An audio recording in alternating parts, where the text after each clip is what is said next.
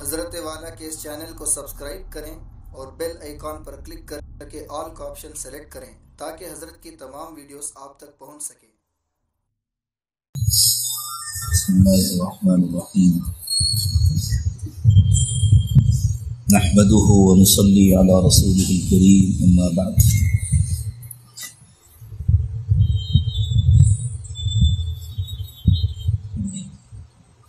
آپ تمام حضرات نے حضرت مولانا متین الحق اسامہ رحمۃ اللہ علیہ کے سلسلے میں اپنے دل قلبی تاثرات کا اظہار فرمایا۔ وہ تاثرات یقیناً قابل قدر ہیں، اور یہ بھی یقینی بات ہے کہ ان کی شخصیت ان تاثرات سے بھی بلند تھی۔ مولانا عمر مجھ سے بہت چھوٹے تھے، میرے حقیقی خالزاد بھائی بھی تھے، اور پھر بعد میں اللہ تعالیٰ نے مجھے اور ان سے اتنے رشتوں میں جوڑا کہ اس سے زیادہ کوئی رشتہ دنیا میں ممکن نہیں رہا۔ مولانا کی حقیقی بہن میرے عقدے میں ہی، اللہ تعالیٰ سب کی حفاظت فرمائے۔ پھر کچھ عرصے کے بعد ان کی دوسری بہن کا نکاح میرے چھوٹے بھائی مفتی حذیفہ سے ہوا، اور اس کے دوسرے دن میری بہن کے ساتھ ان کا نکاح ہوا، اور مولانا کو اللہ تعالیٰ نے ایک ہی صاحبزادی عطا فرمائی، وہ میری بہو۔ امکانی دنیا میں اس سے زیادہ کسی رشتے کی گنجائش نہیں۔ عموماً دنیا میں رشتے تلخیاں پیدا کرتے ہیں، لیکن میں اللہ کا جتنا شکر ادا کروں کم ہے کہ ہر رشتے نے محبتوں میں اضافہ کیا، اور یہ اللہ تعالیٰ کا خاص کرم ہوتا ہے کہ اللہ اپنے کسی منصوبے کے لیے اپنے کسی بندے کا انتخاب فرمائے۔ جس طرح نبوت اور رسالت کے سلسلے میں اللہ تعالیٰ نے اپنا قانون بیان فرمایا، اللہ اعلم حیث یجعل رسالتہ، اللہ جانتے ہیں کسے نبی بنانا۔ یعنی دنیا میں ہدایت کا جو بھی کام ہوا وہ اللہ کے منصوبے کے مطابق، اللہ کے فیصلے کے مطابق۔ عالمی اسباب میں یہ کام کس سے لینا ہے اللہ کہتے ہیں ہمیں معلوم، اور اللہ تعالیٰ عالم اسباب میں جس سے کام لیتے ہیں حقیقت میں یہ اس کا کمال نہیں ہوتا، یہ اس کی سعادت ہوتی ہے۔ ہم انسان چونکہ نیچے سے دیکھتے ہیں نا تو ہمیں کمال نظر ہوتا ہے، اللہ کی رحمتیں تو اوپر سے نازل ہوتی ہیں، فیصلے تو آسمانوں میں ہوتے ہیں، اللہ جس کا چاہتے ہیں انتخاب فرماتے ہیں۔ الاتحافات السنیہ بالاحادیث القدسیہ کی روایت، احادیث قدسیہ کی بہت مشہور کتاب، بہت مشہور مجموعہ ہے الاتحافات السنیہ، اس کی روایت ہے اللہ کے نبی صلی اللہ علیہ وسلم نے ارشاد فرمایا کہ اللہ تعالیٰ فرماتے ہیں کہ دنیا میں خیر کو بھی میں پیدا کرتا ہوں، شر کو بھی میں پیدا کرتا ہوں۔ بہت خوش نصیب ہوتے ہیں میرے وہ بندے جن کو میں اپنے خیر کے منصوبوں کے لیے استعمال کرتا ہوں، اور بہت بد نصیب ہوتے ہیں میرے وہ بندے جن کو میں اپنے شر کے منصوبوں کے لیے استعمال کرتا ہوں۔ اس میں کوئی شک نہیں کہ مولانا اسامہ صاحب مرحوم کو بچپن سے اللہ والوں کی دعائیں ملی، اور خاص طور سے ان کے والدین اور ان کے اساتذہ کے علاوہ جو خصوصی نظر ان پر تھی، اپنے وقت کے قطب اور ہندوستان کے ایک نہایت عظیم ترین محسن جنہوں نے مسلمانوں کو اپنے عمل اور کردار سے سبق دیا کہ آزاد ہندوستان میں مسلمان عزت کی زندگی کیسے گزار سکتے ہیں، اپنے شعائر، اپنے دین، اپنے مذہب کے تحفظ کے ساتھ، اپنی شناخت کے ساتھ، اپنی پہچان کے ساتھ۔ میری مراد ہیں حضرت مولانا قاری سید صدیق احمد بانوی رحمۃ اللہ تعالی، ان کی بہت خاص نظر تھی مولانا اسامہ صاحب۔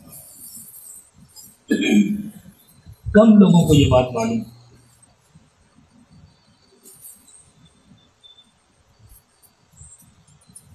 کی فراغت کے بعد خود مولانا اسامہ صاحب کا قلبی رجحان بھی ادھر تھا کہ وہ دارالعلوم دیوبند میں خدمت انجام دیں، اور دارالعلوم میں ان کا انتخاب یقینی تھا۔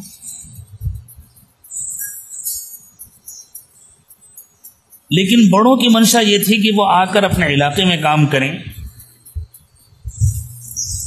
ہندوستان میں ایک دینی طالب علم کی یہ معراج ہوتی ہے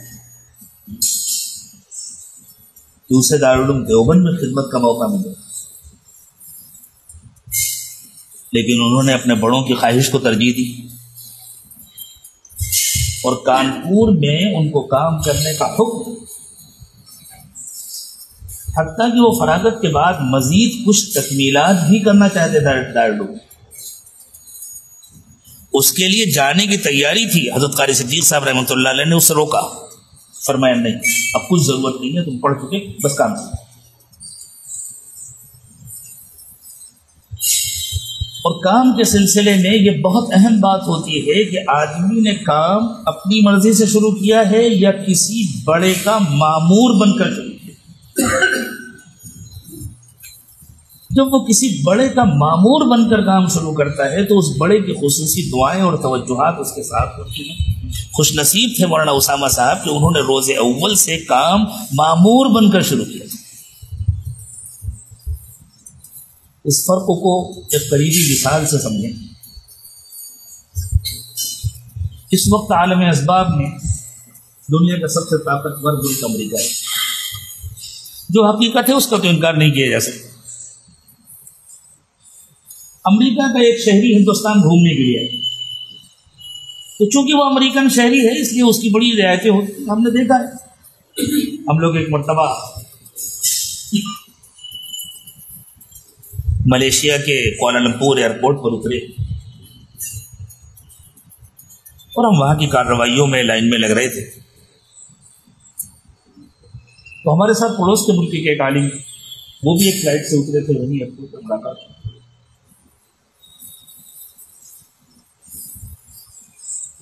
بڑی آسانی کے ساتھ وہ گئے کاؤنٹر پر اور چند منٹ میں ہوا وہ ادھر کرے گئے۔ ماشاء اللہ آپ کا کام بہت تیز ہوا۔ انہوں نے کہا میرا پاسپورٹ امریکن ہے، میری شہریت امریکن، شکل صورت میں وہ بھی ہمارے جیسے، وہ بھی ہمارے حضرت پیر صاحب کے خلفاء میں سے، لیکن چونکہ ان کا پاسپورٹ امریکن اس لیے ان کے ساتھ خصوصی معاملہ۔ تو ایک امریکن شہری اگر ہندوستان آئے تو ہر جگہ اس کا خصوصی معاملہ ہوگا، لیکن ایک حد تک۔ اور اسی شہری کو امریکہ کی گورنمنٹ اپنا نمائندہ بنا کر بھیجے، اب وزیر اعظم جائے گا فلائٹ سے اترتے ہوئے اس کا استقبال کرے گا۔ اب بڑے بڑے اس سے لائن لگا کر ملاقات کریں گے، کیوں؟ وہ دنیا کی سب سے طاقتور حکومت کا مامور بن کر آیا ہے، اور جو اللہ والوں کا مامور بن کر کام شروع کرتا ہے وہ اللہ کا مامور بن کر کام شروع کرتا ہے۔ تو پھر اس کے ساتھ اللہ کی مدد نہ ہو تو تعجب کی بات ہے، ہونے پر کیا تعجب؟ اس کے ساتھ اللہ تعالیٰ کا خصوصی معاملہ نہ ہو تو حیرت کی بات ہے، ہونے پر کوئی حیرت نہیں۔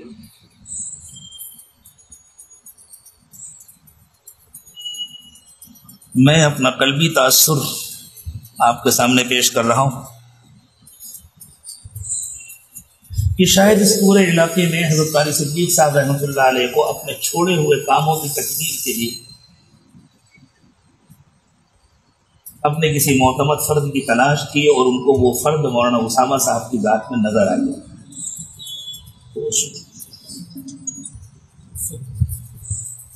اور حالات نے دکھا دیا کہ جو بیڑا حضرت رحمۃ اللہ علیہ نے اٹھایا تھا بعد میں ان ذمہ داریوں کا حق ادا کیا مانو سمجھ. کام ابھی بھی نہیں رکے. یہ ہدایت کا قافلہ ہے، یہ قیامت تک انشاءاللہ رکنے والا نہیں. اب ہمیں انتظار ہے کسی ایسے فرد کا جس کا اللہ انتخاب کرنا. اور ایک بات ذہن میں رکھیے، اللہ تعالیٰ کی خاص ترتیب ہے ہمیشہ. رسول اکرم صلی اللہ علیہ وسلم نے، کہ میں ایک مثال سے سمجھانے کی کوشش کر رہا ہوں، کیونکہ ہدایت کے لیے سب سے بڑا نمونہ تو اللہ کے نبی صلی اللہ علیہ وسلم. حضور اکرم صلی اللہ علیہ وسلم نے تنہا جتنے کام کیے تھے ان کو کوئی ایک فرد نہیں اٹھا سکتا تھا. تو اللہ تعالیٰ نے ان کاموں کا بوجھ اٹھانے کے لیے خلفائے راشدین کی جماعت کو منتخب. پھر خلفائے راشدین نے جتنے کام کیے تھے ان کے بعد 4 آدمی ان کو نہیں اٹھا سکتے، تو وہ کام پوری صحابہ کرام کی جماعت میں تقسیم ہوا. پھر صحابہ کرام کے چھوڑے ہوئے ان کاموں کے بوجھ کو اتنی ہی بڑی تعداد کی کوئی جماعت نہیں اٹھا سکتی تھی، تو اس سے کئی گنا بڑی تعداد حضرات تابعین کی تھی جن میں اللہ تعالیٰ نے اس کام کو تقسیم کیا. پھر وہی کام تقسیم ہوا مدارس کے شعبے میں اور دعوت و تبلیغ کے شعبے میں اور خانقاہوں کے شعبے میں. یہ وہی سارے شعبے ہیں تو اللہ کے نبی صلی اللہ علیہ وسلم تنہا قائم کر کے گئے تھے. یتلو علیہم آیاتہ ویزکیہم ویعلمہم الکتاب والحکمہ وإن کانوا من قبل لفی ضلال مبین. کوئی ضروری نہیں ہے کہ کسی اللہ کے منتخب ترین بندے کے چھوڑے ہوئے تمام کاموں کا بوجھ کوئی ایک آدمی اٹھا لے، لیکن اللہ کرے جماعت تو تیار ہو کہ الگ الگ افراد مل کر کے وہ کام کریں، پوری جماعت مل کر کے کام کرے. اور مجھے امید ہے انشاءاللہ کہ آپ حضرات ضرور کریں گے اور اللہ کی طرف سے آپ حضرات کا انتخاب ہو. یہ ہماری تمنا ہونی چاہیے، اللہ مجھ سے کوئی کام لے، اللہ مجھے استعمال فرما لے. دنیا کے سلسلے میں ہماری کتنی تمنائیں ہوتی، کتنی آرزویں ہوتی. اللہ کرے کہ ہمارے دل کی تمنا بن جائے، اللہ مجھے بھی استعمال فرما لیجیے. زندگیاں تو سب کی گزر جاتی، گزری گئی ہم سب کی، بڑھاپے کے حدود میں داخل ہو چکے. ہم سے چھوٹی چھوٹی عمر کے لوگ دنیا سے جا چکے، کیا پتہ کس دن کس کا نمبر آ جائے. یہ ہمارے دل کی تمنا بن جائے. ہم تڑپ تڑپ کر اللہ تعالیٰ سے مانگا کرے، اللہ مجھے بھی استعمال کر لیجیے. میری زندگی کی جے دن باقی رہ گئے، جے گھڑیاں باقی رہ گئی ہیں، اللہ آپ ان کو استعمال فرما لیجیے، مجھے اپنے مقبول بندوں میں شامل کریں. ہمیں تمناؤں کے سلسلے میں بھی کتنا علم درس دیا ہے محمد رسول اللہ صلی اللہ علیہ وسلم نے. کیسی اعلیٰ درجے کی تمنائیں ہم کو سکھائی ہیں. حضور اکرم صلی اللہ علیہ وسلم کی جو دعائیں ہیں، میں خاص طور سے علماء کرام کو متوجہ کروں گا کہ ہم لوگ قرآن پاک کی آیات پڑھتے ہیں اور یوں سمجھتے ہیں کہ وہ ہماری تربیت کے لیے ہے، وہ تشریح ہے، اس میں قانون سازی ہے، احادیث مبارکہ پڑھتے ہیں. لیکن حضور اکرم صلی اللہ علیہ وسلم کی دعاؤں کے سلسلے میں عموماً ایسا ہوتا ہے کہ اللہ نے بہت توفیق دی تو ہم بھی وہی دعائیں مانگ لیتے ہیں. جتنا اس میں غور کرنا چاہیے، میں یہ نہیں کہتا کہ کوئی غور نہیں کرتا یا کچھ بھی غور نہیں کیا گیا، لیکن شاید جتنا ہمیں غور کرنا چاہیے ہم اتنا غور نہیں کرتے ہیں. اللہ کے نبی صلی اللہ علیہ وسلم کی دعائیں امت کے لیے تربیت کا مستقل باب ہے. ایک جو دعا حضور نے مانگی ہے اللہ تعالیٰ سے، وہ حضور نے اپنے امتی کی تربیت فرمائی ہے کہ دیکھو میں جو مانگ رہا ہوں، دعا نام ہے اظہار تمنا کا. اس کو اقبال نے کہا تھا، لب پہ آتی ہے دعا بن کے تمنا میری. میرے دل کی جو تمنا ہے وہ دعا بن کر میری زبان پر آتی ہے. تو دعا نام ہے دل کی تمناؤں کا. کہتے کسی کو دیکھنا ہو کہ وہ اندر سے کیسا ہے تو کسی طرح اس کی تنہائی کی دعاؤں کو دیکھو، وہ کیا مانگتا ہے اللہ سے. کتنے ہیں کہ جب انہیں مانگنے کا موقع ملتا ہے اور انہیں اطمینان ہوتا ہے کہ آج تو ہماری دعا قبول ہو جائے گی، وہ کوٹھی مانگتے ہیں، بنگلہ مانگتے ہیں، بینک بیلنس مانگتے ہیں، پیسے مانگتے ہیں، کاروبار مانگتے ہیں، بہت سے بہت اپنے بچوں کی صحت مانگتے ہیں، ان کی زندگی مانگتے ہیں، ان کے اچھے رشتے مانگتے ہیں، ان کے لیے ترقی کے راستے مانگتے ہیں اللہ تعالیٰ سے۔ میں نہیں کہتا کہ یہ سب مانگنا ناجائز ہے، لیکن اس سے پتہ چلتا ہے کہ کتنی محدود تمنائیں ہیں اور کتنے ایسے ہیں جو مجموع میں انسانوں کی فکر کرتے ہیں، اور جب تنہا ہوتے ہیں تو اللہ سے اللہ کو مانتے ہیں، اللہ سے اس کا قرب مانتے ہیں، یہ اعلیٰ درجے کی تمنائیں ہوتی ہیں۔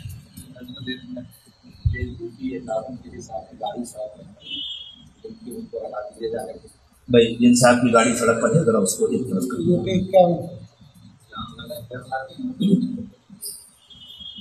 بتا دیں، بہت جگہ خالی ہے، روڈ کے دونوں طرف بہت جگہ خالی ہے، آگے بڑھ کر کے جی۔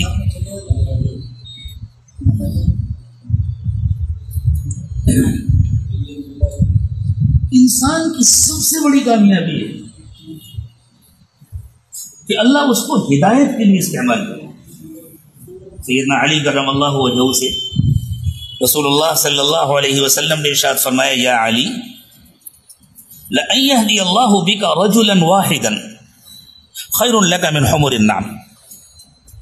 حمر النعم عربوں کا سب سے قیمتی سرمایہ، سرخ اونٹوں کی پورا ریوڑ،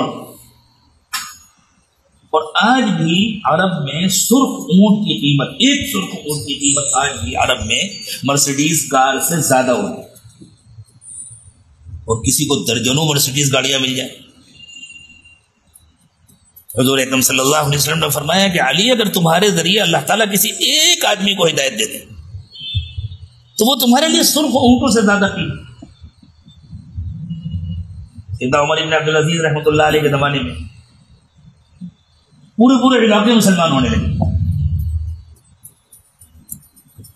تو ایک علاقے کے گورنر نے لکھا کہ حضرت بہت کثرت سے لوگ مسلمان ہو رہے ہیں، اس کی وجہ سے حکومت کا ٹیکس بہت کم ہو جائے گا۔ غیر مسلموں سے جو حفاظت کا ٹیکس لیا جاتا ہے، کیونکہ غیر مسلموں پر فوجی خدمات نہیں ہوتی، آپ کو دشمنوں کا مقابلہ نہیں کرنا، آپ کو سرحدوں کی حفاظت نہیں کرنی، آپ ان سب سے آزاد ہیں، اپنا کھائیے کمائیے خوش رہیے، ہم آپ کی حفاظت کریں گے، ہم آپ کی ساری ذمہ داری لیں گے، اور آپ اس حفاظت کا ٹیکس دیں گے جس کو جزیہ کہا جاتا ہے، اور جزیے کو گویا ایک عیب بنا دیا گیا ہے۔ وہ حفاظت کا ٹیکس آج کی حکومتیں اور خاص طور سے ہماری اپنی حکومت ہر انسان کو مجبور کر کے جتنا ٹیکس لیتی ہے اس سے بہت کم تھا۔ اگر ہماری آج کی موجودہ حکومت ہم سب پر جزیہ نافذ کر دے شریعت کے مطابق تو ہمارے لیے بڑی سہولت ہو جائے،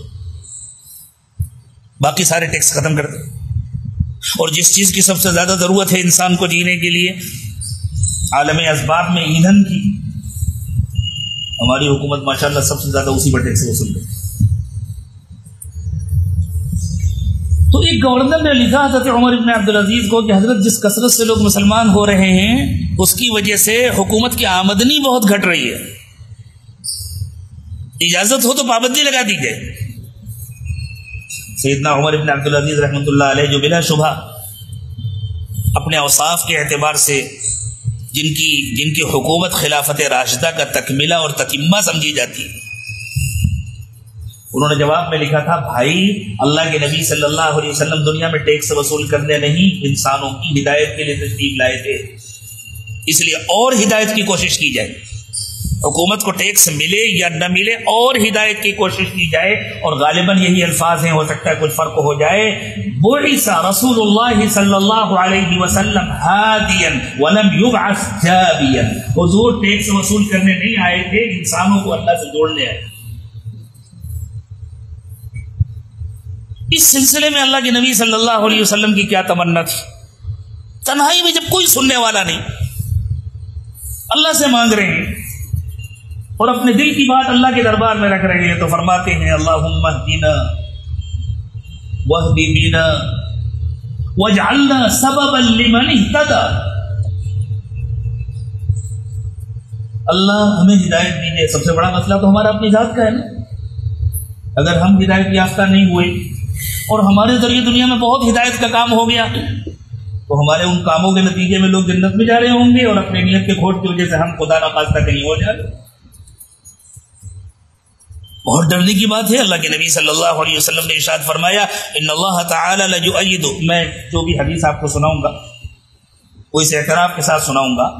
یہ مفہوم ہے, یقین سے نہیں کہہ رہا کہ یہی الفاظ ہیں. اصل میں زبان سے جو کچھ آشنائی ہوتی ہے نا اس کی بہت ساری خوبیاں بھی ہیں لیکن کچھ نقصانات بھی ہوتے ہیں. تو یہ مفہوم ہے اللہ کے نبی صلی اللہ علیہ وسلم کے فرمان کا, غالباً یہی الفاظ بھی ہیں کہ آپ نے ارشاد فرمایا ان اللہ تعالی لیؤید هذا الدین بالرجل الفاجر یا بالرجل الفاسق او کما قال علیہ الصلوۃ والسلام. کہ کبھی کبھی اللہ تعالی ایک مردود بارگاہ انسان سے بھی اپنے دین کا کام لے لیتے اور کام قبول ہو جاتے ہیں, مرد ہو جاتے ہیں. اللہ ہم سب کی حفاظت کرے.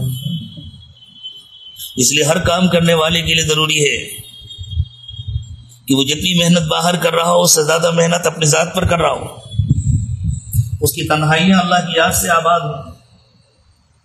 اللہ تعالیٰ نے اپنے نبی صلی اللہ علیہ وسلم نے فرمایا سارے کاموں کے بعد آخری عمل اپنی کمزوریوں کا اعتراف ہو. فسبح بحمد ربک واستغفر. جب پورے ملک, پورے علاقے, پوری قومیں, پوری جماعتیں دین میں داخل ہوں گی, ورأیت الناس يدخلون فی دین اللہ افواجا, تو کام کرنے والوں کے اندر کوئی فخر, کوئی غرور, کوئی بڑائی کا اعتراف, کوئی بڑائی کے احساس نہ ہونے پائے.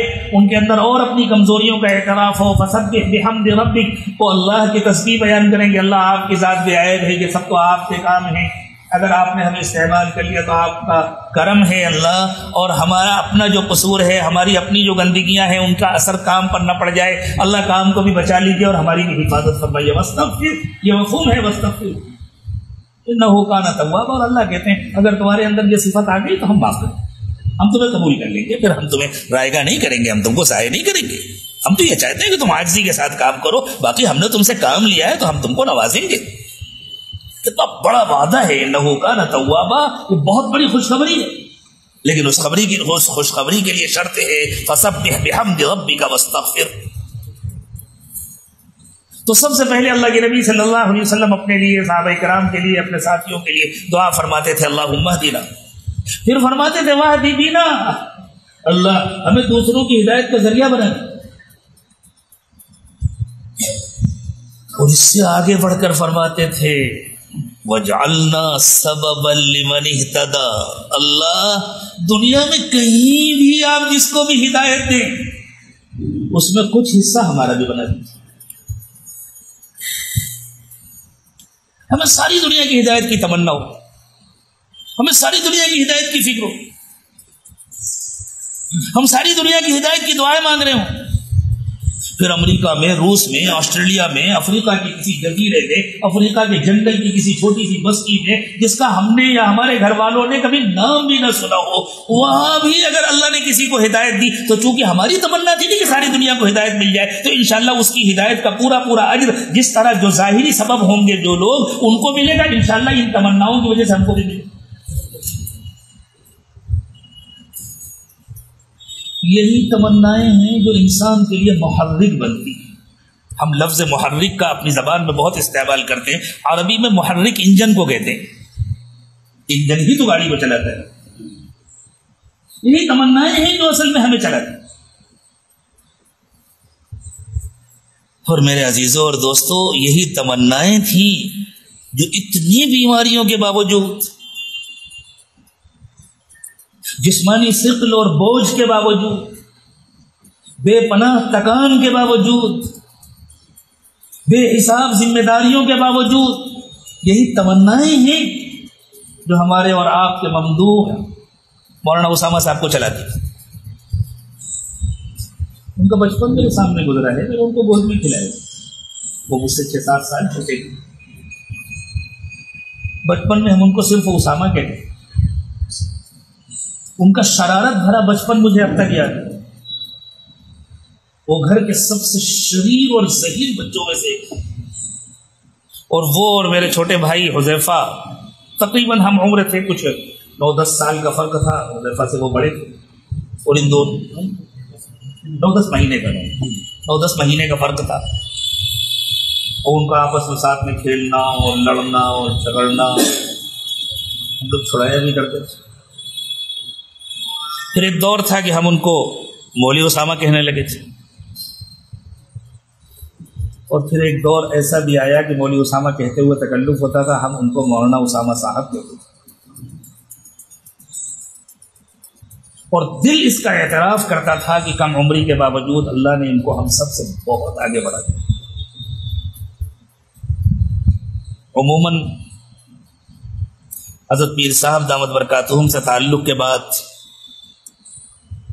اور بڑوں اور بزرگوں کی جوتیاں سیدھے کرنے کے صدقے میں دین و دنیا کی کچھ حقیقتوں سے آشنائی کے بعد مجھے رسمی قسم کے جلسوں اور جلوسوں سے بڑا توحش ہو گیا تھا، اور میں پوری کوشش کرتا تھا جلسوں سے بچنے کی. اس کی بھی کوشش کرتا تھا کسی کی دل شکنی نہ ہونے پائے، اس لیے میں صاف صاف تو نہیں کہتا تھا کہ میں جلسوں میں نہیں آتا.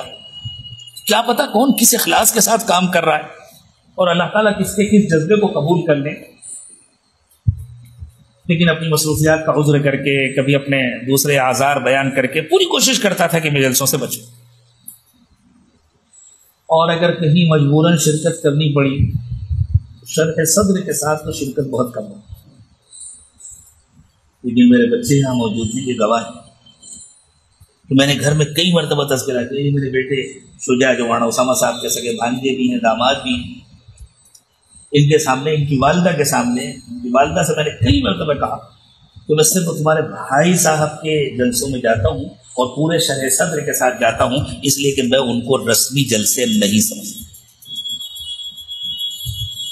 میں ان کو اصلاح اور دین کی خدمت کا ایک مخصوص طریقہ سمجھتا ہوں، اور ان کے فوائد کو میں اپنی آنکھوں سے دیکھتا ہوں، اس لیے میں ان کے جلسوں میں حتی الامکان کوشش کرتا ہوں کہ شرکت کروں. کتنی مرتبہ تو ایسا ہوا کہ میرا کوئی مختصر سا پروگرام ہے، انہوں نے مجھ سے پوچھا کہ بھائی جان آپ کا کئی دن کا پروگرام ہے، ہمارا ایک بہت اہم پروگرام ہونے والا ہے، اور پھر دوبارہ آپ کا بمبئی سے آنا تو آسان نہیں ہوگا. تو میں کہتا تھا کوئی حرج نہیں ہے، تم اپنا پروگرام کرو، میں اپنے پروگرام کو تبدیل کروں.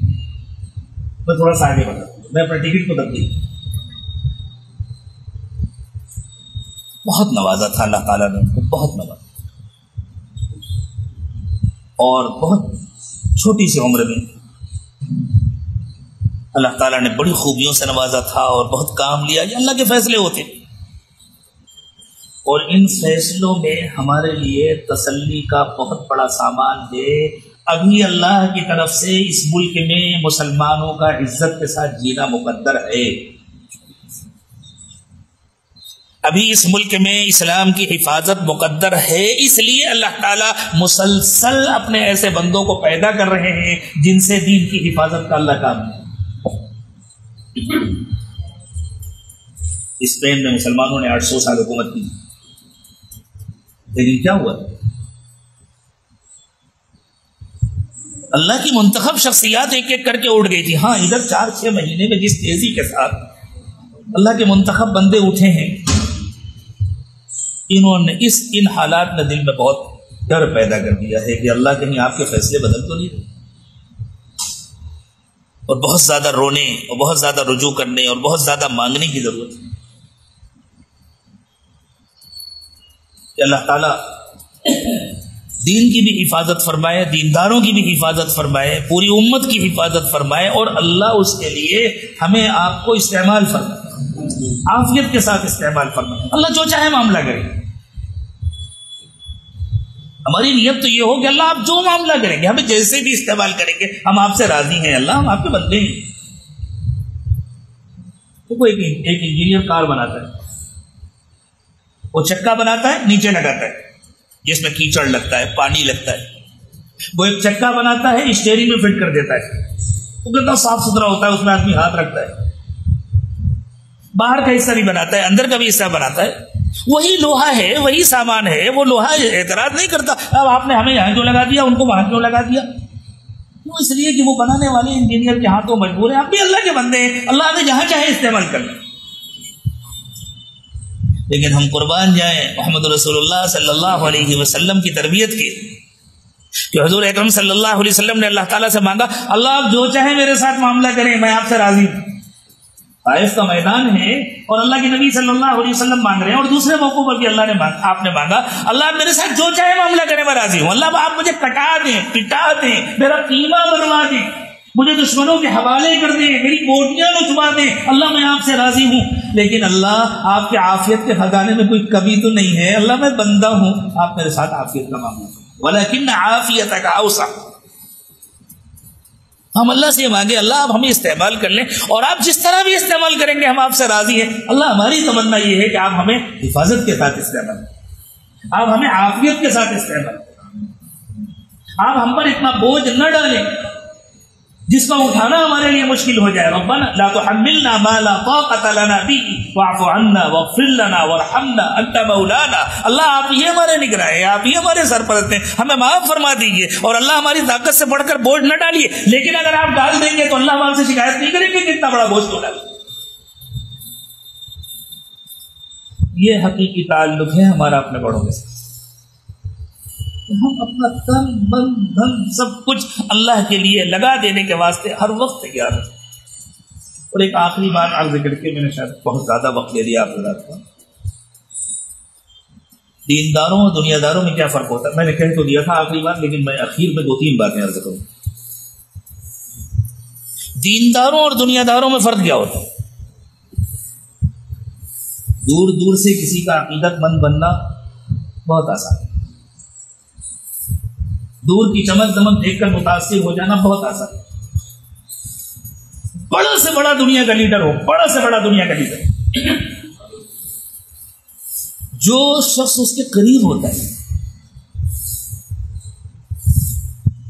جو اس کی ذاتی زندگی سے واقف ہوتا ہے، جو اس کے باطنی احوال و کوائف کو جانتا ہے، جو اس کی تمناؤں کو جانتا ہے، وہ خود غرضی اور مفاد پرستی میں اس سے چاہے جتنا جڑا رہے اس کے دل میں اس کی عقیدت نہیں۔ کسی بڑے سے بڑے ملک کا بادشاہ ہو، بڑا سے بڑا حاکم ہو،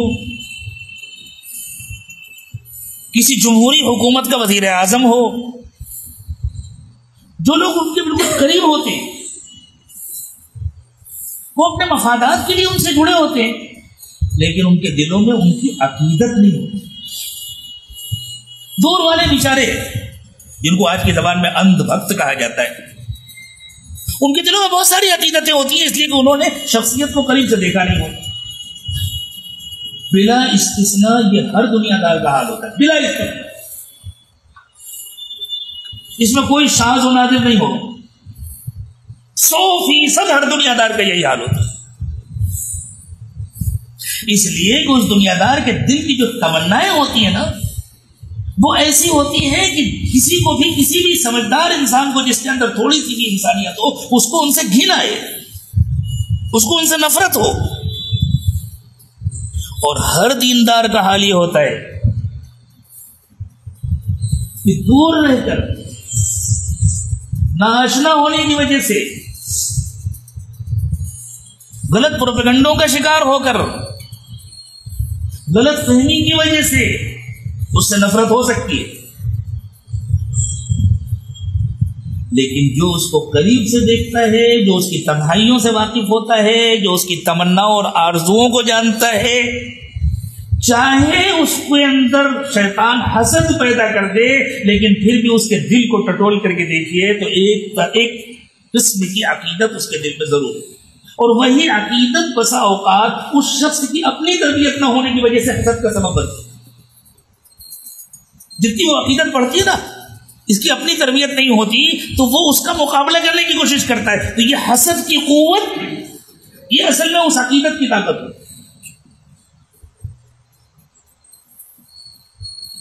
سیدنا علی کرم اللہ وجہہ نے رسول اکرم صلی اللہ علیہ وسلم کو کے بارے میں ارشاد فرمایا تھا کہ حضور کی یہ شان تھی کہ جو دور سے دیکھتا تھا وہ گھبراتا تھا، جو قریب جاتا تھا وہ ان سے محبت کرتا۔ کسی بھی اللہ والے کو آپ دیکھیں، جو ان کے قریب جاتا ہے اس کی عقیدت کا کیا عالم ہے۔ یہاں کتنے لوگ ایسے تھے جنہوں نے مولانا کے ساتھ اسفار کیا،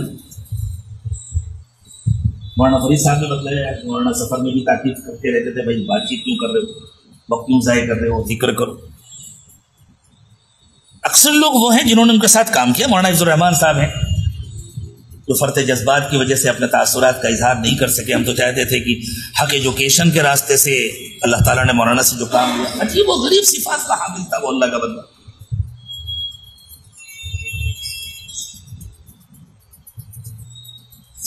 نئے علماء، نئے فضلاء میں اس وقت کی زبان میں اللہ کا پیغام پہنچانے کی صلاحیت پیدا ہو، اس تڑپ نے حق ایجوکیشن کی بنیاد پر یہ مولانا عبد الرحمان صاحب جو ماشاءاللہ فارغ ہو کر بڑی صلاحیتوں سے اللہ نے ان کو نوازا ہے اور پھر تخصص فی الفقہ بھی کر کے آئے۔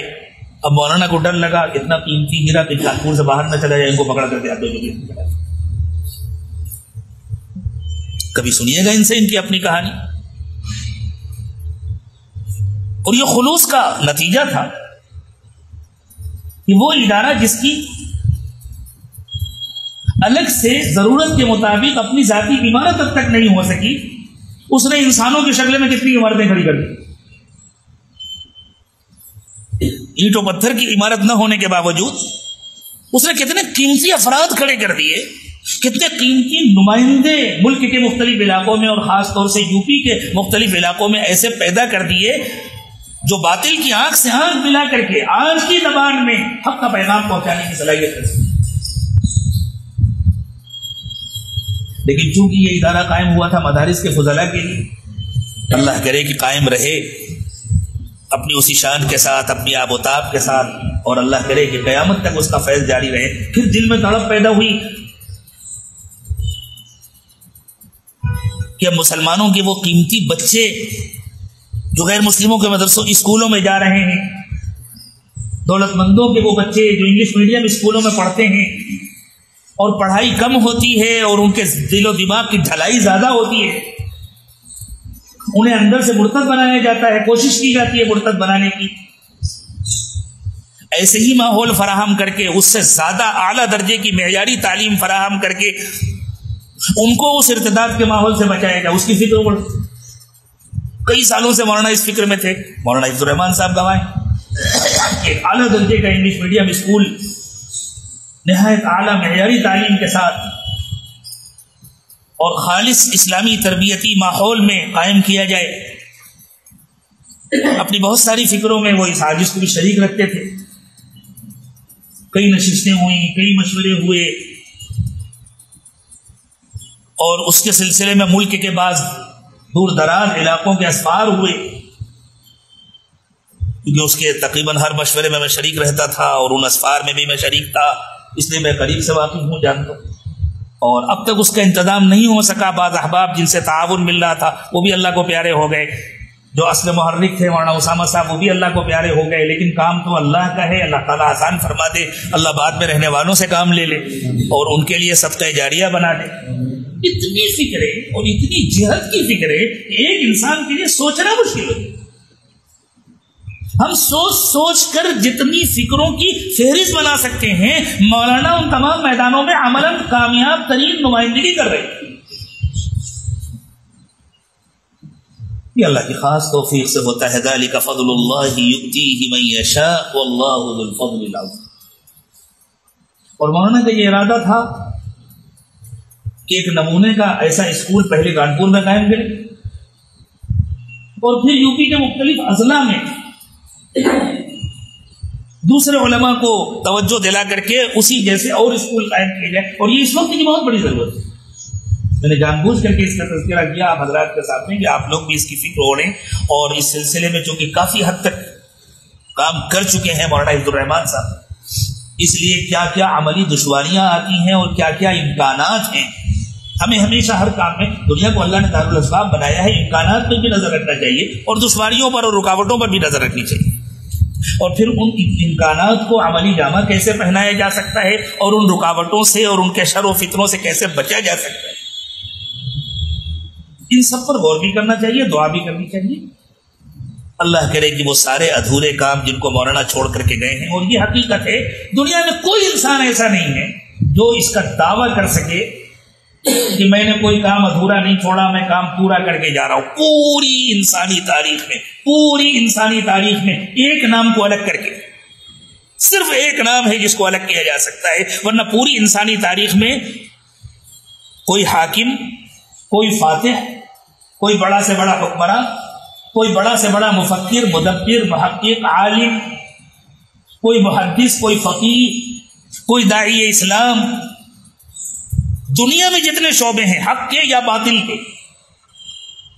آخرت بنانے کے یا دنیا بنانے کے، ان تمام شعبوں میں ایک نام کو الگ کر کے پوری دنیا میں کوئی انسان ایسا نہیں ہے جو یوں کہے میں نے اپنے ذمے کا کام پورا کر دیا، اب میں اس دنیا سے جا رہا ہوں. وہ ایک نام ہے محمد رسول اللہ صلی اللہ علیہ وسلم کا، جنہوں نے حجۃ الوداع میں اعلان فرمایا لوگوں گواہ رہنا میں نے اپنا کام پورا کر دیا، اب میں اس دنیا سے جا رہا ہوں، اور لوگوں تم بتلاؤ تمہیں کہیں میرے کام میں کوئی کمی نظر آ رہی ہے. اور تمام صحابہ کرام نے اس کی گواہی دی. قد بلغت الرسالہ وادیت الامانہ ونصحت الامہ وکشفت الغمہ وجاہدت فی اللہ حق الجہاد. اور آپ نے آسمان کی طرف انگلی اٹھا کر فرمایا اللہم فاشہد، اللہم فاشہد، اللہ آپ گواہ رہیے گا آپ کا دیا ہوا کام میں نے مکمل کر دیا، اور میرے ساتھیوں کی یہ پوری جماعت اس کی گواہی دے.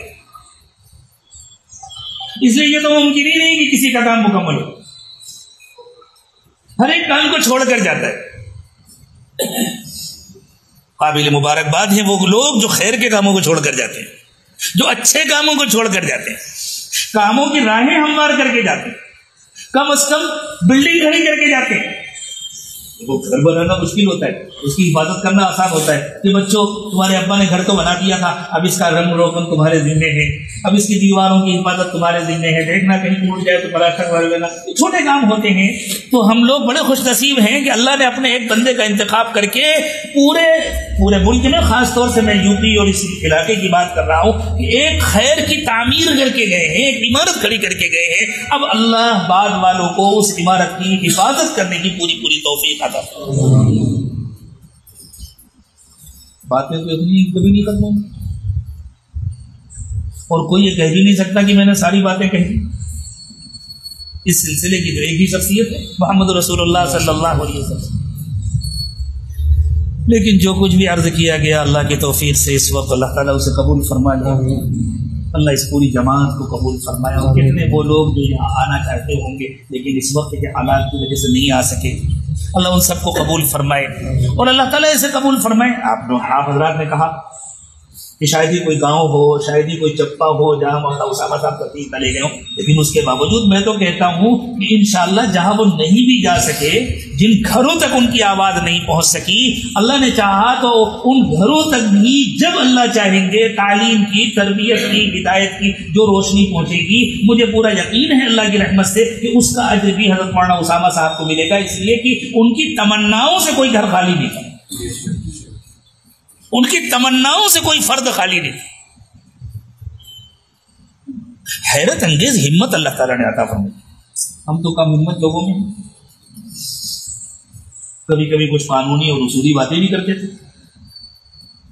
ایک مرتبہ مولانا نے شہر میں ایک پروگرام رکھا اور شہر کا ایک بہت مہنگا ہال بک کرایا، ایئر کنڈیشن ہال، اور بہت اہم اور نازک موضوع تھا انکار حدیث کا جو فتنہ چل رہا ہے، خاص طور سے کانپور جس کا مرکز بنا ہوا ہے. کانپور تو بہت فتنوں کا مرکز ہے نا، کانپور صنعتی شہر ہے، یہاں نہ معلوم کیا کیا بنتا ہے. جیسے وہ جوتے نہیں بنتے، جوتے کھانے والے نہیں بنتے، جو دنیا میں کھائیں یا نہ کھائیں آخرت میں یقیناً کھائیں. تو پتہ نہیں کیا کیا بنتا ہے. تو اس سلسلے میں، اس فتنے کے سلسلے میں اس کو دبانے اور اس کو روکنے کے لیے مولانا ایک ہال میں پروگرام، بہت قیمتی، بہت آرام دہ، اور ہال پورا بھرا نہیں. مجمع ہے. اس وقت میرا کانپور سے بہت زیادہ تعلق نہیں تھا، وطن ہونے کے باوجود اور سسرال ہونے کے باوجود میں کانپور سے بہت واقف نہیں تھا. ادھر چند سالوں میں جتنی واقفیت ہوئی اللہ تعالیٰ نے بار بار آنے کی توفیق عطا فرمائی، اور پھر یہاں جو سلسلے کی مجلسیں شروع ہوئی، اسلامی مجلسیں شروع ہوئی، اور ان میں بھی ہمارے مولانا اسامہ صاحب کا بڑا حصہ تھا. وہ سلسلے کے کاموں میں بھی بہت تعاون کرتے تھے، بہت فکر کرتے تھے. اس سے پہلے تو کبھی کبھار جب یہ زبردستی کھینچ کر بلاتے تھے تو ہم کانپور آئے گا. تو اس پروگرام کے لیے انہوں نے خاص طور سے مجھے بمبئی سے بلایا تھا، اور میں اتنا مصروف تھا کہ میں نے کہا تھا کہ میں آؤں گا اور دوسرے دن واپس آؤں گا۔ خیر اس پر بہت تفصیلی گفتگو بھی میری ہوئی تھی، اور بس اللہ کی طرف سے اس کی حفاظت مقدر نہیں تھی۔ حضرت مولانا سجاد نعمانی صاحب بھی تشریف فرما تھے، انہوں نے مجھ سے کہا تھا کہ مجھے اس کا ریکارڈ چاہیے، میں اس کو الفرقان میں شائع کروں گا، یہ بہت اہم ہے، لیکن وہ ریکارڈ ہی پورا غائب ہو گیا۔ مولانا کے صاحبزادے کہیں لکھنؤ میں گئے ہوئے تھے، ان کی گاڑی کا کانچ توڑ کر کے کوئی لیپ ٹاپ اٹھا لے گیا، ریکارڈر اٹھا لے گیا، اللہ کی طرف سے جو مقدر۔ میں نے بعد میں مولانا اسامہ صاحب سے کہا، میں نے کہا بھائی اتنے تھوڑے سے مجمع کے لیے اتنا خرچ کرنے کی کیا ضرورت ہے؟ اتنا بڑا مجمع تو کسی مسجد میں بھی بلایا جا سکتا تھا۔ بڑی عجیب بات نہیں، میری آنکھیں کہنے لگے بھائی جان یہ وہ طبقہ ہے جس کو میں نے جوڑا تھا، جو مسجدوں میں نہیں جوڑا، جو کسی جلسے میں نہیں آیا۔ اس میں شہر کے کچھ وکلا ہیں، کچھ ڈاکٹر صاحبان ہیں، کچھ بڑے عہدیداران جو صرف اس حال میں ہی آ سکتے، اور ہمیں جس فتنے کا مقابلہ کرنا ہے اس فتنے کو بڑھاوا دینے والے لوگ اسی طبقے کو نشانہ بناتے ہیں، وہ اس طبقے تک پہنچتے ہیں، ہمارے لیے ان تک پہنچنے کا کوئی راستہ نہیں ہے۔ اس لیے میں نے یہ حال بک کرایا تھا کہ اس میں تو یہ لوگ آئیں گے، اور ان کو جمع کیا تھا، انشاءاللہ پیسے بھی وصول ہو جائیں گے، محنت بھی ہوگی۔ بڑی خوشی ہوئی، میں نے کہا بھائی تب تو 5-7 لاکھ بھی اگر خرچ ہوئے تو کچھ زیادہ نہیں ہے، دینے والے تو اللہ تعالیٰ ہیں، لیکن واقعی ان لوگوں کے بات سمجھ جائے گا۔ اور پھر مجھ سے کہا کہ میں نے اسی لیے تو خاص طور سے آپ کو رحمت کی تھی، اور میں نے بلایا تھا کہ ایک مرتب اور مکمل گفتگو ان کے سامنے آ جائے، یہ فتنہ کتنا خطرناک ہے، اور اس کے رد کے سلسلے میں ہمارے اکابر کے پاس کتنے مضبوط دلائل ہیں۔ قرآن خود قرآن کے سلسلے میں کیا کہتا ہے، اور قرآن خود نبی صلی اللہ علیہ وسلم کی شخصیت کو کس طرح پیش کرتا ہے، اور آپ کی احادیث مبارکہ کو کس طرح پیش کرتا ہے، یہ باتیں ان کے سامنے آئی۔ اس وقت اندازہ ہوا کہ اس چھوٹی سی عمر میں اللہ تعالیٰ نے اپنے اس بندے کو کتنا بلند حوصلہ عطا فرمایا ہے، کتنی گہری نظر عطا فرمائی ہے۔ بلا شبہ وہ حالات پر گہری نظر رکھتے۔ غالباً امام شافعی یا سیدنا امام احمد بن حنبل رحمۃ اللہ علیہما، ان دونوں میں سے کسی ایک کا غالباً قول ہے، انہوں نے فرمایا کہ اس شخص کو فتویٰ دینے کا حق نہیں ہے جس کی کتاب و سنت میں گہری نظر ہونے کے باوجود اپنے زمانے کے حالات پر نظر، زمانے کے حالات سے واقف ہونا بھی اللہ کی بہت بڑی توفیق ہے، اور اللہ تعالیٰ کا بہت بڑا فضل ہے۔ اور علماء کے طبقے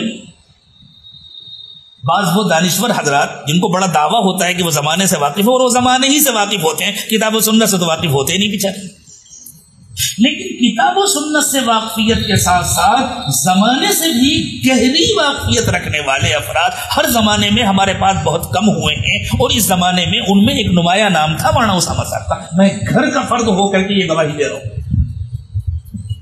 میں نے محسوس کیا ہے اس کو، اور میری ایک کمزوری ہے، اللہ کا فضل ہے، میں اللہ کا شکر ادا کرتا ہوں کہ میرا تنقید کا مزاج نہیں ہے۔ اللہ تعالیٰ نے تنقید و تنقید سے مجھے بچایا ہے، مجھے جن سے اختلاف بھی ہوتا ہے میں ان کا زیادہ تذکرہ نہیں کرتا، لیکن میں اعتراف بھی جلدی سے کسی کا نہیں کر پاتا۔ بہت کم حضرات ہیں زمانے طالب علمی سے لے کر کے اب تک جن کا میں اعتراف کر سکا، بہت چھوٹے ہونے کے باوجود، چھوٹے بھائی ہونے کے باوجود مولانا اسامہ صاحب کی محنتوں کا تو سب اعتراف کرتے ہیں، مولانا اسامہ صاحب کی گہری سمجھ اور حالات پر ان کی گہری نظر کا مجھے ہمیشہ اعتراف رہا، اور اس کے ساتھ ان کی امانت و دیانت۔ ایک بہت بڑا امتحان ہوتا ہے انسان کا، بہت بڑا امتحان ہوتا ہے جب اللہ تعالیٰ کسی سے کام لیتے ہیں، تو شروع میں تو لوگ اس کو شبہے کی نظر سے دیکھتے ہیں، سب کے ساتھ ہوتا ہے، اور بڑی تنگی ہوتی ہے، وسائل کی بہت کمی ہوتی ہے، لیکن ایک وقت آتا ہے جب اللہ تعالیٰ بندوں کے دلوں میں محبت ڈال دیتے ہیں، پھر وہ اس طرح تعاون کرتے ہیں کہ ان کو رسید کی ضرورت نہیں ہوتی، پھر وہ اس طرح مدد کرتے ہیں کہ کسی کو پتہ نہیں چلتا، اس وقت انسان ان آنے والے پیسوں کو پوری دیانت اور امانت کے ساتھ خرچ کرے، اس احساس کے ساتھ کہ مجھے اللہ کے ہاں جواب دینا ہے. یہ بہت بڑی صفت ہے جو اللہ جس کو چاہتے ہیں نصیب فرماتے ہیں. میں اندر کی گواہی دے رہا ہوں، میں نے مولانا اسامہ صاحب کو اس سلسلے میں بھی نہایت دیانتدار پایا. اور ان کے سب سے قریبی ساتھی تھے مولانا فرید صاحب. ان سے پوچھیے کہ ان کی امانت و دیانت کا کیا عالم تھا. اللہ ان کے بعد والوں کو بھی اسی طرح امانت کے ساتھ، دیانت کے ساتھ، اللہ کے یہاں جواب دہی کے احساس کے ساتھ کام کرنے کی توفیق عطا فرمائے. الحمدللہ ہم نے جب قریب سے دیکھا تو ہمیں تو ہر طرف خوبیاں ہی غالب نظر آئیں. انسان ہوتا ہے، خلق الانسان ضعیفا. یقیناً ہر انسان کے اندر کچھ کمزوریاں ہیں، ہمیں نہ معلوم ہو، اللہ کو معلوم ہوں گی. تو ہم اللہ تعالیٰ سے دعا کریں گے اللہ آپ کے اس نیک بندے کی جو بھی کمزوریاں ہوں آپ ان کو درگزر فرمائیں. اللہ خیر کا غلبہ ہے. اگر آپ کی نگاہ میں کوئی کام ایسا بھی ہو گیا ہو جس پر آپ کے ہاں پکڑ ہو جاتی ہے تو اللہ رحم فرما دیجیے، معاف فرما دیجیے، خیر کو قبول فرما لیجیے، قبر کو جنت کی کیاری بنا دیجیے. رات میں کچھ طلبہ، کچھ علماء، کچھ شہر سے آئے ہوئے مہمان تشریف فرما تھے. تو میں نے ملک شام کے ایک عالم کی ایک کلپ نکال کر کے ان کو سنائی تھی. میں اتنا وقت تو نہیں لوں گا کہ میں پوری کلپ آپ کو سناؤں. ملک شام کے ایک مشہور عالم ہیں، دمشق کے بوڑھے آدمی. ان کا ایک آبائی مدرسہ ہے جیسے ہمارے یہاں ہوتے ہیں. اس مدرسے کا نام ہے جامعۃ التقویٰ، مدرسہ تقویٰ یونیورسٹی، جو چاہے آپ نام دے دیں اس کو. ان کی آباء و اجداد نے قائم کیا تھا اور وہ نسلم بعد نسلین وہ حضرات اس میں خدمت کرتے چلے آ رہے ہیں. تو اس مدرسے کے اس وقت کے جو ذمہ دار ہیں وہ خود بوڑھے آدمی ہیں. انہوں نے ایک واقعہ سنایا کہ دمشق کا ایک مشہور قبرستان ہے، بہت بڑا قبرستان ہے، دہداہ نام کا. اس علاقے کے جتنے لوگ ہیں سب اس کو جانتے ہیں. اس قبرستان میں ایک شخص قبر کھودنے کا کام کرتا تھا جس کی عمر 45 اور 50 کے درمیان تھی. عبد الرحمن نام تھا. بالکل پڑھا لکھا نہیں تھا، اور عموماً یہ کام وہی لوگ کرتے ہیں جنہوں نے کچھ پڑھا لکھا نہیں ہوتا. وہ شخص بالکل پڑھا لکھا نہیں تھا، عبد الرحمن اس کا نام تھا، قبر کھودنے کا کام کرتا تھا. ایک عورت آئی دمشق کی اور اس نے آ کر کے کہا کہ اب قبر تیار کر دو، آج ایک جنازہ آئے گا. عبد الرحمن نے قبر تیار کر دی. 1 گھنٹے کے بعد جنازہ آیا. عبد الرحمن کہتے ہیں کہ میں نے دیکھا کہ کوئی بڑا مجمع نہیں ہے، چند لوگ ساتھ میں ہیں.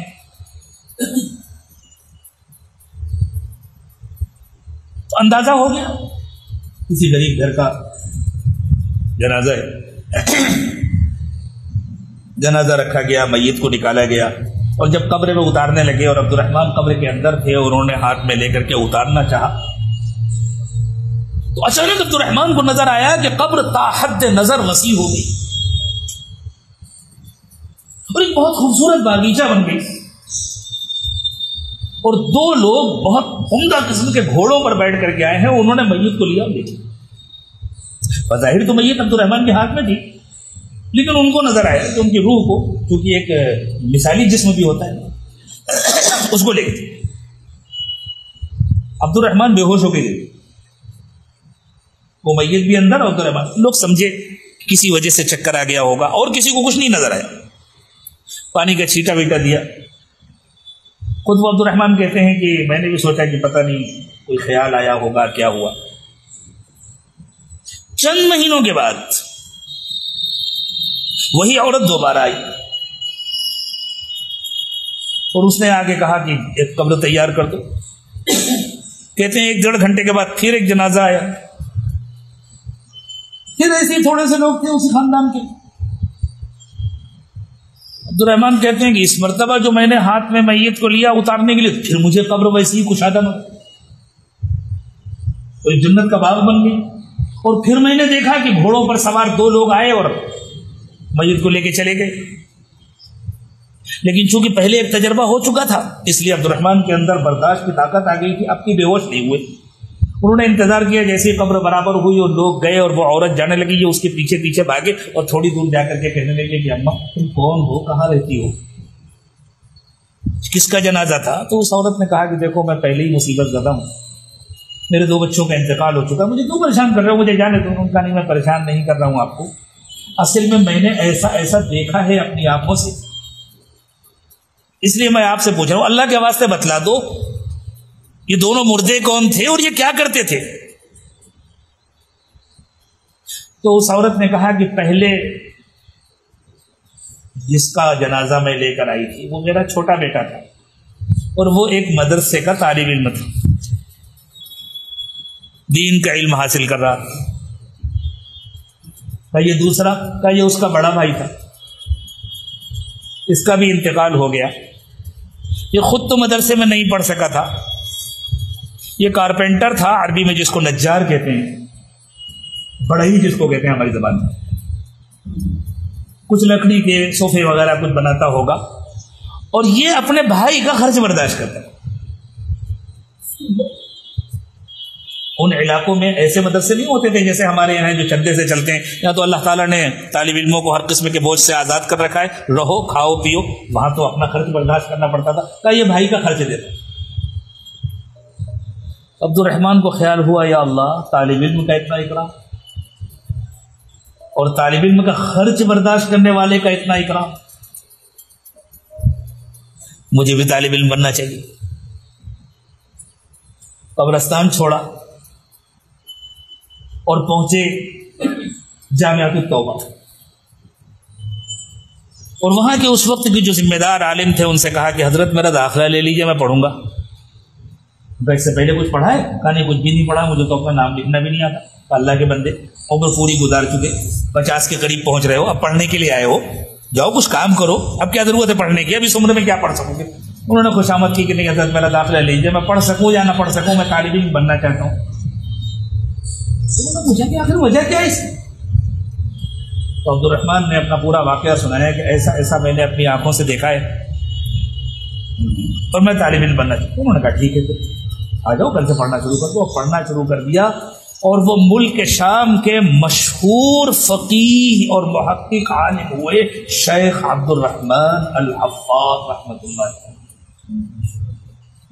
اور پھر ان کی کئی نسلوں میں یہ سلسلہ جاری رہا. ابھی کچھ عرصہ پہلے ان کے خاندان کے ایک آخری بہت بڑے عالم کا انتقال ہوا ہے, شیخ عبد الرزاق الحفاظ.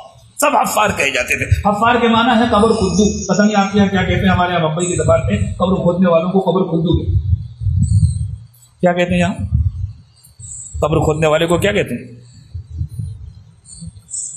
بات جی ہاں, یہ تقریباً یہ اس خاندان کے نام کا حصہ بن گیا الحفاظ. ماشاء اللہ یہاں جتنے لوگ جمع ہیں سب مدارس کے ذمہ دار ہیں, سب طالب علم رہ چکے ہیں, اور ہم تو آخری سانس تک طالب علم ہیں. لیکن شرط یہ ہے کہ ہم اپنا ہر کام اللہ کی رضا کریں, اور اس بات کو یاد رکھ کر کریں کہ قبر میں تو جانے ہی, جلدی جائیں یا دیر میں جائیں. کیا حضرت مولانا محمد قاسم نانوتوی رحمۃ اللہ علیہ کے زمانے میں ایسے لوگ نہیں رہے ہوں گے جن کو اللہ تعالیٰ نے 100 سال کی عمر عطا فرمائی, لیکن ان کی 100 سال کی زندگی زیادہ قیمتی تھی یا مولانا محمد قاسم نانوتوی کی 54 سال کی زندگی؟ اس 54 سال جینے والے اللہ کے بندے کا فیض آج پوری دنیا میں پھیلا. ہمارے مولانا اسامہ صاحب نے بھی 53-54 سال کی عمر میں اتنے کام کیے ہیں انشاءاللہ کہ ہمیں اللہ کی رحمت سے امید ہے کہ اللہ تعالیٰ ان کے فیض کو پورے ہندوستان میں اور اللہ چاہیں گے تو پوری دنیا میں پھیلائیں. زندگی کا گھٹانا بڑھانا کسی کے بس میں نہیں ہے, زندگی کو قیمتی بنانا ہر ایک کے بس میں. اللہ ہم سب کی زندگیوں کو قیمتی بنا دے, اللہ ہمیں اپنا قرب خاص نصیب فرمائے, اور اللہ تعالیٰ اپنے خیر کے منصوبوں کے لیے ہم کو آپ کو قبول فرما کر ہم کو ہمارے بڑوں کے لیے صدقہ جاریہ بنائے. ہمیں اللہ تعالیٰ ایسا بنا دے کہ جب ہماری پیشی اللہ کے سامنے ہو تو ہمارا نام اعمال معصیت سے خالی ہو, اور جب ہماری حاضری اپنے بڑوں کے سامنے ہو, ہمیں اپنے بڑوں کو بھی اپنا منہ دکھانا ہے. حوض کوثر جس کا بار بار قرآن حدیث مبارکہ میں تذکرہ ہوتا ہے، اس تذکرے کے اندر یہ بھی شامل ہے، حوض کوثر پر حاضری کی یہ بھی معنی ہے کہ اللہ کے نبی صلی اللہ علیہ وسلم اپنی امت سے کہہ رہے ہیں کہ تمہیں میرے پاس آنا ہے۔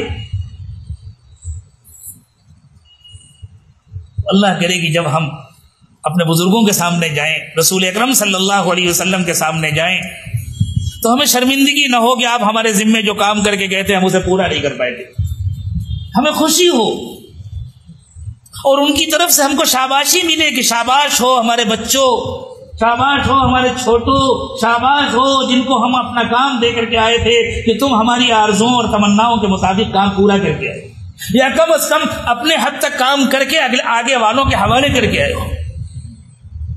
اللہ اس کے لیے مجھے آپ کو سب کو بے انتہا قبول فرمائے۔ ہمارے بڑوں کا، جانے والوں کا یہ حق ہے ہم پر کہ ہم ان کے لیے جتنا ہو سکے دعائے مغفرت کریں، ایصال ثواب کریں۔ ابھی چند دن پہلے کی بات ہے، بڑے قریبی تعلق والے تھے، پونا میں سیلاب آیا تھا، ان کے بھائی کسی جگہ پھنس گئے تھے، انہوں نے اطلاع کیا، جو پھنس گئے تھے وہ تو بچ گئے، یہ اپنی گاڑی لے کر کے نکلے، ایک جگہ نالا تھا، تھوڑا سا پانی تھا، انہوں نے سوچا کہ میں پار ہو جاؤں گا، آگے گاڑی والا پار ہو گیا، انہوں نے گاڑی ڈالی، گاڑی بہہ گئی اور بعد میں بہت مشکل سے ان کی لاش ملی۔ ایک آدمی تھے، سلسلے میں داخل تھے، پہلے سے بھی بزرگوں کے خاندان سے ان کا تعلق تھا، اللہ نے شہادت کی موت عطا فرمائی تھی، لیکن ایک دن کسی کو خواب میں نظر آئے، انہوں نے کہا کہ میرے ساتھ کچھ مسائل تھے، کچھ دشواریوں کا سامنا تھا مجھے، لیکن تم لوگ جو مسلسل ایصال ثواب کرتے ہو اس کی برکت سے اللہ تعالیٰ نے ان دشواریوں سے مجھے نکال دیا۔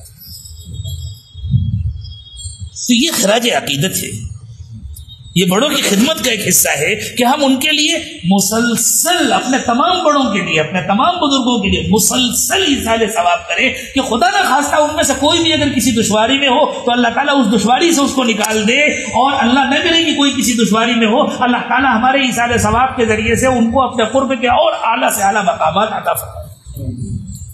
اور ایک بات یاد رکھیں، اللہ والے بخیل نہیں ہوتے، یہ ممکن نہیں ہے کہ ہم ان کے لیے دعائے مغفرت کریں، ہم ان کے لیے ایصال ثواب کریں اور ادھر سے ہمیں پلٹ کے کچھ نہ ملے۔ الجزاء الاحسان الا الاحسان، یہ بہت طویل مضمون ہے، میں اس پر کوئی تفصیلی گفتگو نہیں کر سکتا، لیکن میں اشارہ کر رہا ہوں یہ ممکن نہیں ہے کہ ہم ادھر سے خدمت کریں اور ادھر سے پلٹ کے نہ ملے، ادھر سے پلٹ کے کم از کم 10 گنا ملتا ہے۔ اس کی مضبوط دلیل ہے میرے پاس، رسول اکرم صلی اللہ علیہ وسلم نے ارشاد فرمایا من صلی علی واحدۃ صلی اللہ علیہ عشرا، یہ اسی اصول کے مطابق ہے، الجزاء الاحسان الا الاحسان، من جاء بالحسنۃ فلہ عشر امثالها، ایک احسان کرو گے تو 10 گنا اجر ملے گا۔ درود شریف کیا ہے؟ اللہ کے نبی صلی اللہ علیہ وسلم کے لیے رحمت کی دعا ہے نا، اللہم صلی علی محمد وعلی آل محمد، اللہ حضور پر رحمت نازل فرمائیے، تو حضور اکرم صلی اللہ علیہ وسلم فرما رہے ہیں اللہ اس کے بدلے میں 10 رحمتیں عطا فرماتے ہیں۔ یہ کیوں عطا فرماتے ہیں؟ اس لیے کہ حضور کا دل خوش ہوتا ہے، اللہ میرے اس امتی نے میرے لیے رحمت کی دعائیں مانگی، آپ اس کو نواز دیجیے، اللہ 10 رحمتیں عطا فرماتے ہیں۔ ہم اللہ کے کسی بھی مقبول بندے کے لیے جب دعائے مغفرت کرتے ہیں اور ایصال ثواب کرتے ہیں، خود غرضی سے تو اللہ ہماری حفاظت فرمائے، لیکن اگر کوئی خود غرض ہو تو خود غرضی میں کرے، اس کا اپنا بھلا ہوتا ہے، جتنا کرتا ہے اس کا 10 گنا اسے اسی وقت نقد ملتا ہے اللہ کے۔ الجزاء الاحسان الا الاحسان، یہ ہماری ذمہ داری ہے کہ ہم اپنے بڑوں کے لیے ایصال ثواب کا اہتمام کریں، روزانہ معمول بنائیں۔ ہم نے اپنے بڑوں کو دیکھا روزانہ فجر کی نماز کے بعد کم از کم سورہ یاسین کی تلاوت کر کے نبی اکرم صلی اللہ علیہ وسلم، تمام انبیاء کرام، ان کے ازواج مطہرات، ان کے اہل بیت اور حضرات خلفاء راشدین، صحابہ کرام اور امت کے تمام محسنین، تمام محدثین، تمام مفسرین، تمام فقہا، تمام اکابر و مشائخ اور اپنے خاندان کے افراد، اپنے اساتذہ اور اپنے محسنین اور اس امت کے اور پچھلی امتوں کے تمام مومنین، مومنات، مسلمین، مسلمات، ہم زیادہ میں تقسیم کریں گے تو اللہ تقسیم نہیں کریں گے، اللہ سب کو پورا پورا عطا فرمائیں گے، اللہ کے خزانے میں کوئی کمی نہیں ہے، لیکن اتنے سب کی دعائیں ہمیں پلٹ کر دیں۔ یہ ہماری ذمہ داری ہے کہ ہم ایصال ثواب کا بھی اہتمام کریں، اور سب سے بڑا ایصال ثواب اور سب سے بڑا خراج عقیدت یہ ہے کہ پوری ایمانداری کے ساتھ ان کے کاموں کو اپنی ذمہ داری سمجھیں۔ اللہ مجھے بھی توفیق دے، آپ کو بھی۔ وآخر دعوانا ان الحمد للہ رب العالمین۔ دعا فرمائیں۔ سبحان ربی العلی الاعلی الوقار، اللهم صل على سيدنا محمد وعلى آل سيدنا محمد وبارك وسلم۔ ربنا ظلمنا انفسنا وان لم تغفر لنا وترحمنا لنكونن من الخاسرين۔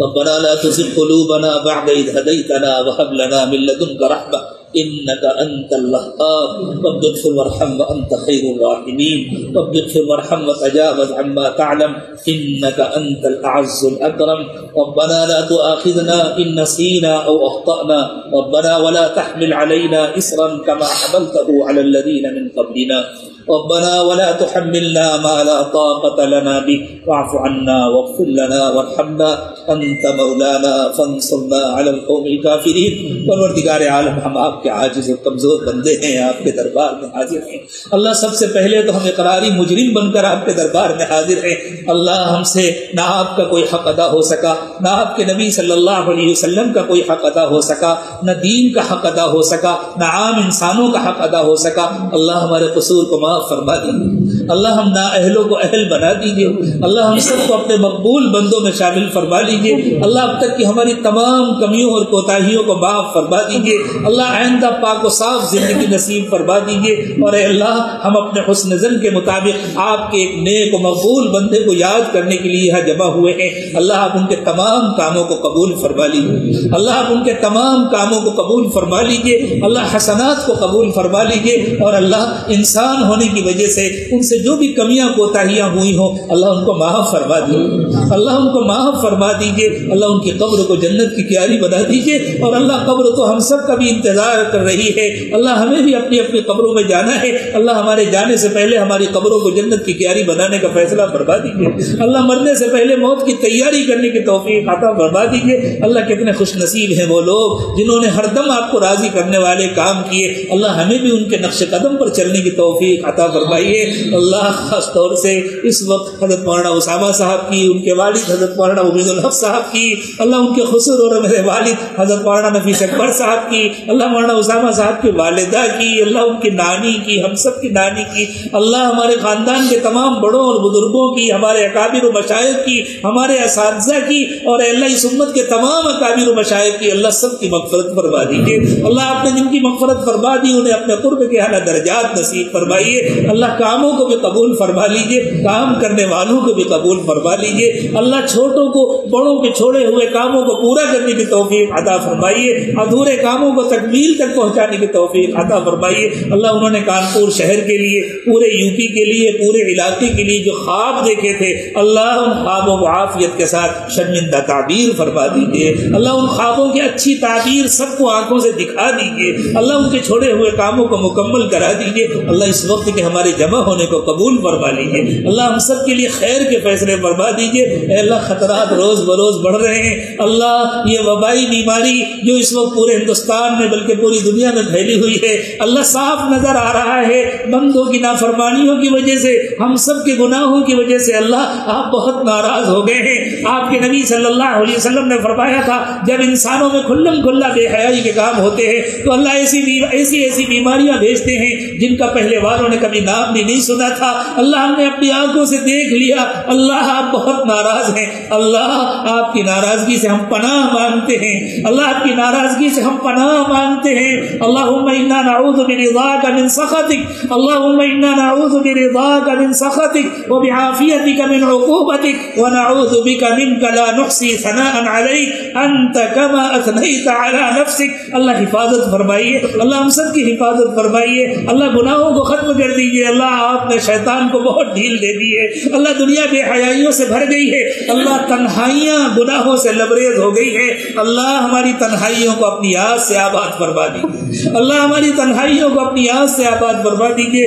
اللہ ہماری تنہائیوں کو مناجات سے آباد فرما دیجیے اپنی محبت سے اللہ اور اپنی عبادت سے آباد فرما دیجیے اللہ ہمارے ظاہر کی بھی حفاظت فرمائیے ہمارے باطن کی بھی حفاظت فرمائیے اللہ ہمارے ظاہر کو ہمارے باطن سے بہتر بنا دیجیے اللہ ہمارے دنیا کے کاموں کو بھی آسان فرما دیجیے اللہ دنیا میں بھی ہمارے گھر والوں کی ہمارے بال بچوں کی عافیت کے ساتھ کفالت فرمائیے حلال و پاکیزہ روزی عطا فرمائیے روزی کی تنگی سے حفاظت فرمائیے لیکن اللہ ہماری آخرت کو ہماری دنیا سے بہتر بنا دیجیے اللہ اٹھنے سے پہلے ہم سب سے راضی ہو جائیے ہم سب کی مغفرت فرما دیجیے اللہ موت تو آپ نے مقرر کر دی ہے اس کا وقت بھی مقرر ہے اس کا ٹھکانہ بھی مقرر ہے اس کی کیفیات بھی مقرر ہیں اللہ ان کو کوئی آگے پیچھے نہیں کر سکتا اللہ آپ سے ایک درخواست ہے، اللہ ہمیں دنیا سے اس وقت تک نہ اٹھائیے گا جب تک آپ ہمیں سچی توبہ نہ نصیب فرما دیں، جب تک آپ ہمیں معاف نہ فرما دیں، جب تک آپ ہمارے گناہوں کو نیکیوں سے مبدل نہ فرما دیں، اللہ اس وقت تک ہمیں دنیا سے نہ اٹھائیے گا۔ اللہ ہمیں معاف فرما دیجیے، اپنا قرب خاص نصیب فرما دیجیے۔ اللہ مولانا کے گھر والوں کی حفاظت فرمائیے، اللہ گھر والوں کے لیے اس صدمے کو برداشت کرنا آسان فرمائیے۔ اللہ میری بہن کے لیے، میرے بھانجوں کے لیے، بھانجی کے لیے، اللہ سب گھر والوں کے لیے، اللہ ہم سب کے لیے اس صدمے کو برداشت کرنا آسان فرمائیے۔ اللہ سب کی حفاظت فرمائیے، سب کی کفالت فرمائیے، سب کی سرپرستی فرمائیے۔ اللہ آپ ہی تو حقیقت میں سب کے سرپرست ہیں۔ اللہ ولی الذین آمنوا واللہ ولی المؤمنین۔ اللہ آپ نے بار بار تسلی دی ہے، اللہ انسان دنیا سے جاتے ہیں، انسانوں کو موت آتی ہے، اللہ آپ کو تو کبھی موت نہیں آتی۔ آپ نے تو اپنے نبی صلی اللہ علیہ وسلم سے خود ارشاد فرمایا تھا، وتوکل علی الحی الذی لا یموت، اس اللہ پر بھروسہ کرو جو ہمیشہ زندہ ہے، کبھی مرتا نہیں ہے۔ اللہ جانے والے جاتے رہتے ہیں لیکن اللہ آپ کو تو موت نہیں آتی۔ اللہ آپ حقیقت میں سب کے سرپرست ہیں، اللہ آپ اپنی سرپرستی کا ہاتھ رکھ دیجیے۔ اللہ چھوٹے چھوٹے معصوم بچوں کے سروں پر اپنی سرپرستی کا ہاتھ رکھ دیجیے۔ اللہ ان کی تربیت فرمائیے، ان کی حفاظت فرمائیے، اور اللہ آپ کے لیے تو ہم سب چھوٹے ہی ہیں، آپ کے لیے تو ہم سب کمزوری ہیں، اللہ ہم سب کے سروں پر سرپرستی کا ہاتھ رکھ دیجیے۔ اللہ سب کی حفاظت فرمائیے، اللہ ضائع ہونے سے بچا لیجیے، اللہ ضائع ہونے سے بچا لیجیے۔ اللہ آپ کے ایک نیک و مقبول بندے حضرت مولانا محمد قاسم نانوتوی رحمۃ اللہ علیہ نے جب دیکھا تھا 1857 کے بعد آپ کے جو بندے شہید ہو گئے تھے، ان کے بچوں کو شیطان اپنے جال میں پھنسانا چاہتا تھا، ان بچوں کی حفاظت کے لیے انہوں نے دارالعلوم دیوبند قائم کیا تھا۔ اللہ ہمارے بڑے جو اس دنیا سے جا رہے ہیں، اللہ آپ ان کے بچوں کی حفاظت فرمائیے، اللہ آپ ان کے بڑوں کے بچوں کی حفاظت فرمائیے۔ اللہ ہمیں ایسی زندگی اور ایسی موت نصیب فرمائیے کہ قیامت کے دن جب ہم اپنے بڑوں کے سامنے حاضر ہو تو شرمندہ نہ ہو، جب رسول اکرم صلی اللہ علیہ وسلم کے سامنے حاضر ہو تو شرمندہ نہ ہو۔ اللہ آپ بھی راضی ہو جائیے، اپنے نبی صلی اللہ علیہ وسلم کو راضی کر دیجیے۔ اللہ جو مانگا وہ بھی عطا فرمائیے، جو مانگنا چاہیے نہیں مانگ سکے وہ بھی عطا فرمائیے۔ اللہ بغیر مانگے عطا فرمائیے، مانگنے کا سلیقہ عطا فرمائیے۔ اللہ دور قریب جن لوگوں نے بھی دعاؤں کے لیے کہا یا ان کو ہم سے اچھی توقعات ہیں، اللہ محض اپنے فضل و کرم سے ان دعاؤں میں ان کو بھی پورا حصہ نصیب فرمائیے۔ اللہ مولانا اسامہ صاحب کی اور ہم سب کی بڑی تمنا تھی کہ اس شہر میں بہت جلدی ایک نمونے کا بہت اچھا تعلیمی تربیتی ایسا ادارہ قائم ہو جائے جس میں اعلیٰ درجے کی انگریزی میڈیم کی بچوں کو تعلیم دی جائے اور ساتھ میں نہایت اعلیٰ درجے کی دینی تربیت کی جائے، اور پھر اس کو نمونہ بنا کر کے کم از کم پورے یو پی میں اس جیسے دوسرے ادارے قائم کیے جائے۔ اے اللہ آپ کے اس بندے کا خواب اس کی زندگی میں تو پورا نہیں ہو سکا، لیکن اللہ اس خواب کو بہت جلد تعبیر دے کر کے قبر میں ان کی آنکھوں کو ٹھنڈا کر دیجیے۔ اللہ ہم سب کو اس کے لیے استعمال فرما لیجیے، اللہ اسباب مہیا فرما دیجیے، رکاوٹیں دور فرما دیجیے، اللہ رکاوٹیں دور فرما دیجیے۔ ربنا تقبل منا انك انت السميع العليم وتب علينا انك انت التواب الرحيم سبحان ربك رب العزة عما يصفون وسلام على المرسلين والحمد لله رب العالمين۔